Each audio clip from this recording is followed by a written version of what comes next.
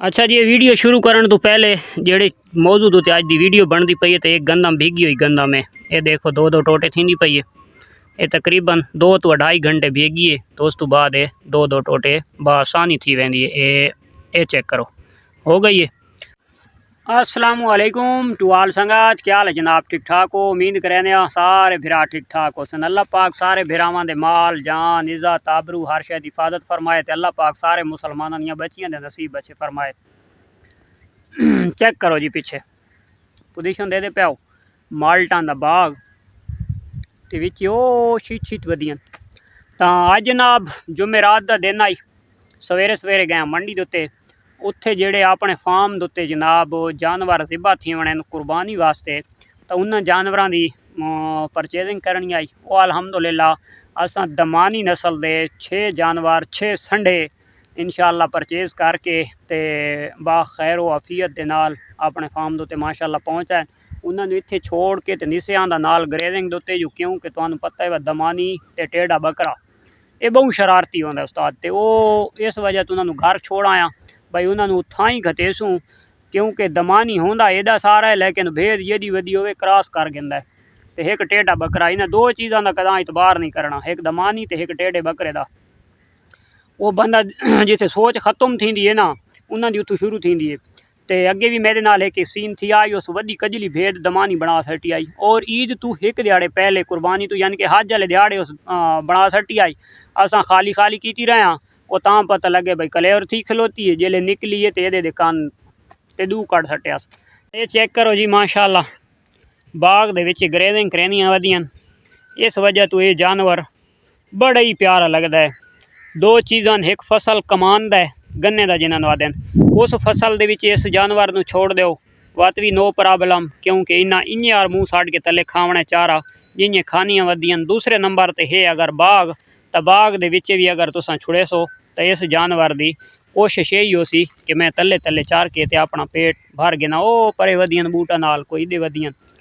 तां अज जनाब तरीके इस्तेमाल गंदम ते गंदम नू सही तरीका गर्मियों के किएं इस्तेमाल कराना चाहिए, क्या वो कोई साइड इफेक्ट नो, और गर्म नहीं, कोई टंपरेचर कोई टेंशन कोई परेशानी बिल्कुल नो। अच्छा इस्तेमाल किएं करानी चाहिए गर्मी के मौसम के गंदम, तो गंदम नू पुसा के इस्तेमाल कराना चाहिए।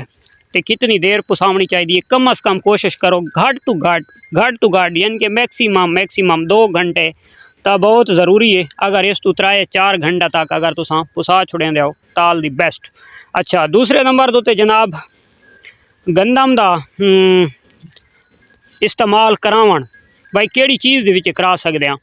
ठीक है, अगर तुहाडे कोल यानी कि चने का भूसा चने का मिसा अवेलेबल है तो गर्मी के टाइम उन्होंने जानवर खाँदा है जी, लेकिन जिमें सर्दी के शौक के नाल जानवर खाँदा है तो उन यार मिसे नू गर्मियों के नहीं खाँदा। हाँ बशर्त अगर मूंगी का जोड़ा अजकल हुण ताज़ा आ भी गए, खासकर बलोचिस्तान वाली मूंगी का मिसा अवेलेबल हो गया, बशर्त यह कि वो महंगा बहुत है। 1200 रुपए का पर 40 किलो का रेट है। मैं पता करके आया, मैं आख्या अगू ईद आनी पई है तो ईद वास्ते ज़्यादा नहीं तो 2-4 मन घेन के रख छुड़ा, क्योंकि 2-3 दिहाड़े सारी परेशानी मसरूफियात हो सी तो जानवरों मिसा पा छुड़सा तो वो गुजारा थी वैसी। तो लेकिन 1200 रुपए का रेट आई तो शायद गिन के ही वहाँ अल्लाह करे मतलब कुछ छोड़ देवें, लेकिन इस टाइम रेट पारा बहु हैवी है मिसे का, बहुत महंगा है। क्योंकि पंजाब की मूंगी जिस टाइम चवीसी था मिसा सस्ता थी असी। चने का भूसा अगर जेडे भाई को पिए तो चने का भूसा पैन जानवर उन्होंने खाँदा खलोता होंदा है। गंदम नू तुसां पुसा के रखना है 2 to 4 घंटे, उस तो बाद उसनू पानी दी चू कढ़ना है, उसनू कपड़े दे उत्ते पा छोड़नी है गंदम नू, यानी कि जेड़ा उस दे विच पानी किरदा वदा हो सी वो जिस टाइम कपड़े दे उत्ते पैसो वो पानी किरना बंद हो वैसी समझो उतू गंदम खुश्क हो वैसी, यानी कि वो गिली तो हो सी नरम भी हो सी, बशर्ते उस दे विचों पानी ना किरदा पिया सी, पानी उदा खुश्क थी गया सी। तो वो चाह के तुसां उसे मिसे दे उत्ते पा छोड़ो, एक तो वो मिसा शौक नाल खा वैसे, दूजे नंबर ते नाल वो गंदम जितनी जिन्हें मिसे दे नाल तले वड़दी वैसी जानवर मिसे नू लगा रहा सी। लाजमी गल है अच्छे तरीके नाल उदा पेट भी भरा वैसी, जानवर रज भी वैसी और तुहाडी गंदम भी खा वैसी। पहले नंबर दे उत्ते वो चीज़ बहुत कीमती। दूसरे नंबर के उत्ते जिहड़ा जानवर मेंगना दे चू साबित गंदम कढेंदा है तो उसनू हाजमे दे विच कोई परेशानी न बन सी, वो दस्ती वांज के अंदर हजम थी वैसी एक तो उस अंदर वन के रुकावट नहीं करनी, दूजे नंबर तो उस मौसम नहीं लवाने, तीजे नंबर दो ते कोई परेशानी इस गंदम तो तू मिस्से दे नाल जिहड़ी गंदम जानवर खासी इस दे उत्तों अगर जानवर पानी भी पींदा पिया है तो नो प्रॉब्लम नो टेंशन, पानी उन्होंने कोल बेशक पीयर आवे। इस तरीके वाली गंदम दा पानी नाल कोई साइड इफेक्ट नहीं है। ठीक हो गया, ये एक तरीका इस्तेमाल। हुण तरीका इस्तेमाल दूसरे तो आ वड़दे हां, उस दे विच आ गया गंदम दा भूसा, चौकुर, चने की सूड़ी ते जौ दा वंड, मकई दा वंड या गंदम साबित या गंदम दा वंडा यानी कि गंदम दा दलिया थी होया। ठीक हो गया, उसका तरीका इस्तेमाल उहदे विच अगर तुसां गंदम दा दलिया पैंदे पाओ तो गंदम दा दलिया तुसां अगर तूड़ी गिली कीती हुई है तो उस दे विच खुश्क इस्तेमाल करना है। जो अगर तुसां तूड़ी खुश्क इस्तेमाल करेंदे पाओ तो वध तुसां गंदम दा दलिया भी पुसोया होना चाहिए। मकई दा दलिया बेशक खुश्क होवे पिया नो प्रॉब्लम, उहदे विच खल बिनोला जिहड़ी है तो वह भी भीगी हुई होनी चाहिए, पुसी हुई होनी चाहिए। जिहड़ी तुसां उस दे विच जनाब सूड़ी पावनी है, सूड़ी वंड जिहनूं आखदे हां, तो वह भी भीगी हुई होनी चाहिए, उसे खल दे विच पुसी हुई होनी चाहिए, उसे दलिए दे विच पुसी हुई होनी चाहिए। तो ये कट्ठा मवाद तैयार किया होना चाहिए और खुश्क तूड़ी दे नाल छाण के उस दे विचों मिट्टी वगैरह कढ़ के ते तुसा इस्तेमाल करा सकते हो। ठीक हो गया, इस दे विच भी कोई साइड इफेक्ट नहीं, जानवर दा पेट अच्छे तरीके नाल भर वैसी। अच्छा, दूसरे नंबर दे उत्ते तूड़ी अगर तुसा गिल्ली करके पैंदे पाओ तो गिल्ली तूड़ी दे विच दलिया भी खुश्क, सूड़ी भी खुश्क, सारिया चीज़ां खुश्क, बशर्ते कि उहदे विच तुसां खल बिनौला जिहड़ी पावनी है तो वह लाजमी गल है पुसी हुई पावनी है। लेकिन वह पुसी हुई इतनी क पावनी है कि उस दे विच इतना क पानी पीवना है कि जिहड़ा खल बासानी उसनूं जज़ब कर वञे, यानी कि उहदे विच अजाफी पानी बिल्कुल बचा होया न होवे। अगर थोड़ा बहु बचा होया होंदा है तो उस दे विचों पानी निचोड़ के अलहदा कर घेनना है। खुश्क जिहड़ा होसी फोग जियां बचा होया तो वह तुसां उस दे विच रलावना है, क्योंकि जानवर दे अगू वंडा थोड़ा थोड़ा खुश्क वैसी तो जानवर शौक दे नाल उसनूं खासी। अगर ज़्यादा गिल्ला होसी खासकर तूड़ी वाला वंडा तो जानवर इतना शौक दे नाल नहीं खांदा।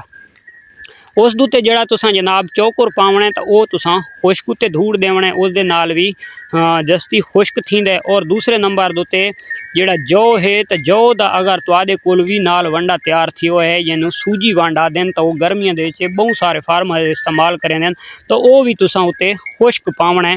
उसदे नाल भी जानवर वो यानी कि वंडा थोड़ा थोड़ा खुश्क थी सी, उसनूं जानवर बड़ा शौक नाल बड़ा लगन दे नाल खा गए सन, जानवर पेट अच्छी तरह भर गए सी। उस दे विच भी जिहड़ी कणक है तो उसका भी तरीके में इस्तेमाल अगर साबित कणक इस्तेमाल करेंदे पाओ तो वत भी उसनूं भगो के रखना है 2-4 घंटे।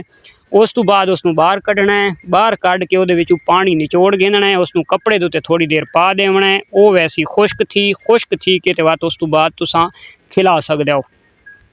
तरीका इस्तेमाल तीसरा, जिहड़ी गंदम वैसे खवावनी है, कोई भिरा सुबह टाइम खवैंदे शाम टाइम खवैंदे।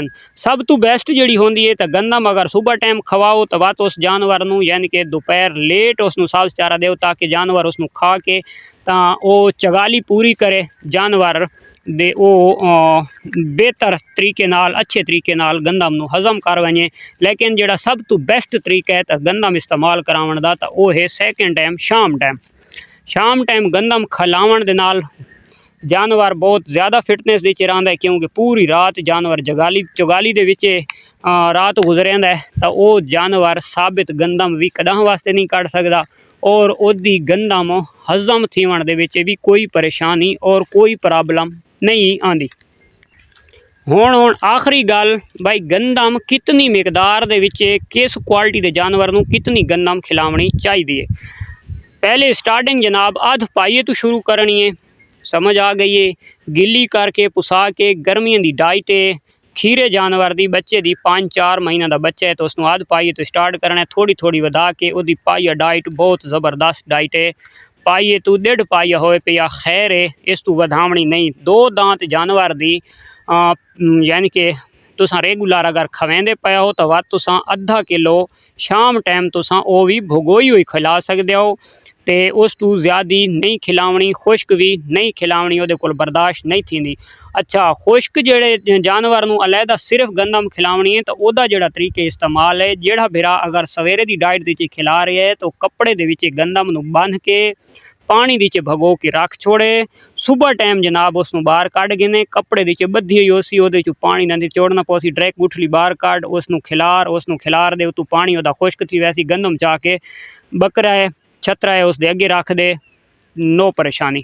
अगर तुसा जनाब शाम टाइम खवावनी है, वत भी तुसा दोपहर तो चा के शाम तक बहुत बड़ा वक्त होंदा है, वत भी तुसा उस गंदम नूं खास कर तरीका इस्तेमाल ये है कि अगर तुसा बेहतर तरीके नाल बेहतर नतीज और उहदे असरात ठंडा रखना चाहते हो तो वत तुसा मिट्टी का बर्तन गिनना है, मिट्टी के बर्तन दे विच पानी भरना है, उस पानी दे विच पोटली दे विच कणक बंध के ते उस मिट्टी के बर्तन दे पा देवनी है। वो गंदम जिस टाइम तुसा शाम वेले कढे सो तो हथ लैसो तो वैसे भी वारोफार थी पियो सी, तो उहदा असर तां सुबहान तेरी कुदरत बहुत ज़्यादा ठंडा हो सी। उसका तरीके इस्तेमाल भी इं आ रहे कि उसनूं तुसा जनाब वत कपड़े दे उत्ते विछा देवनी है, वह पानी उतों खुश्क थी वैसी तो तुसा जानवर नूं खवा देवनी है। तो यह बहुत ज़बरदस्त देसी नुस्खा और देसी टोटके नाल गंदम खिलावनी। इस तो इलावा जनाब आज तो कोई 30 साल 20 साल पहले खास कर देहात दे लोग या इस टाइम भी मौजूद हैं लोग थल दे उत्ते जेड़े असल तरीके नाल गंदम खिलवाते हैं बकरां नूं या छतरां नूं या भेदां नूं, तो उन्हां दा तरीका इस्तेमाल और उन्हां दा कुलिया बहुत अलहदा है और बहुत ही मुख्तलिफ है। तो उन्हां जनाब पहले नंबर ते रस्सी कोने पैंदे, असां वाड़ां दे ढकेंदे आं, जानवरां दे फार्म बनाने आं, शैड बनाने आं। थल दे लोकां ना कोई रस्सी पैंदे ना शैड आउंदा ना वाड़ा आउंदा, कोई चीज़ नहीं आउंदा, उन्हां दे उत्ते खुराक इतनी होंदी कि जानवर खा के साइड दे उत्ते थींदे ही नहीं।